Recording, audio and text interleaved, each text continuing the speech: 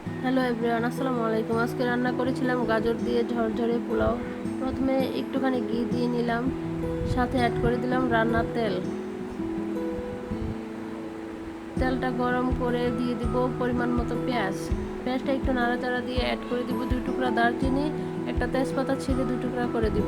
নাড়াচাড়া করে পেঁয়াজটা ভালোভাবে ভেজে নিব।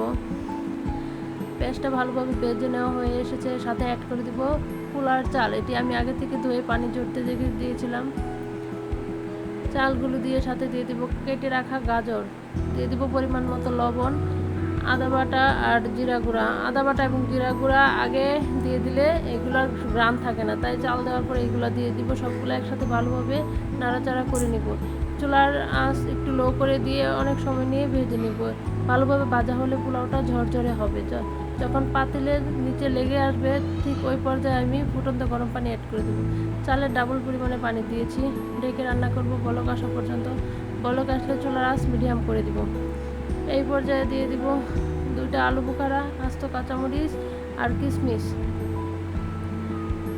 ঢেকে 15 মিনিটের জন্য দমে দিয়ে দিব। এই তো 15 মিনিট পর মোটামুটি সিদ্ধ হয়ে এসেছে। চালগুলো একবার উল্টিয়ে পাল্টিয়ে দিব। এই পর্যায়ে নিচে কোনোই পানি ছিল না, একবারে শুকনা চাল ছিল। আবার দমে রেখে দিব 10 মিনিটের জন্য। এই তো এখনো ভালোভাবে সিদ্ধ হয়নি। 10 মিনিটের জন্য আবার দমের ঢাকনা দিয়ে দমে রেখে দিব। 10 মিনিট পর আবার উল্টিয়ে পাল্টিয়ে দিলাম। এই তো স্বল্প সময়ে অল্প খরচে আমার রান্না হয়ে গেল আমার ঝরঝরে পোলাও।